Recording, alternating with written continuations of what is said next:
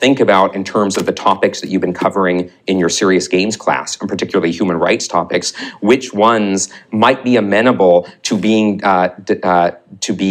described or being handled by a game mechanic that's based on these sort of social gameplay. And so we're really intrigued by these examples of editorial cartoon games that aren't trying to be really long, deep, involved simulations, but in the same way you can sort of glance at an editorial cartoon and get a point, right? A point communicated about the news.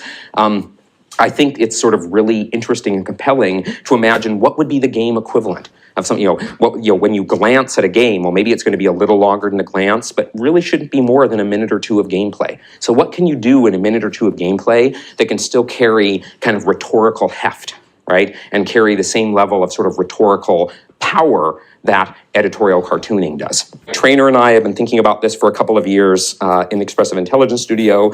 Ian Bogost has, of course, been thinking about this for a while in the context of first his procedural rhetoric book, and then now he has a more recent news game book that's out.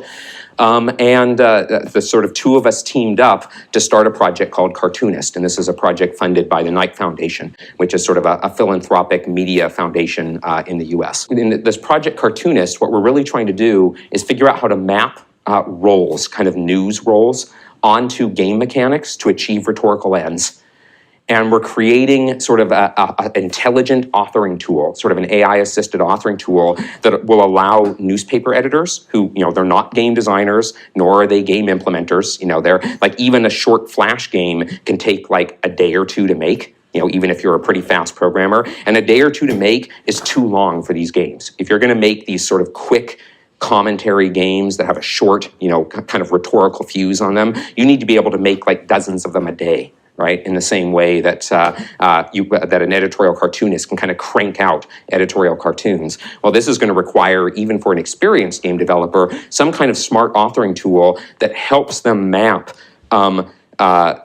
news roles and relationships onto game mechanics. But in order to build that tool, you have to have actually done the analysis to take the procedural rhetoric idea and really cash it out into kind of a detailed system, a detailed kind of meaning system for how specific kind of mechanics make meaning. And I think these short news games are perfect because they tend to use kind of relatively simple arcade mechanics. And so it makes me actually have hope that we can sort of exhaustively explore the space of relatively simple arcade mechanics and come up with kind of a formalization of procedural rhetoric for that space, which would then enable these news games.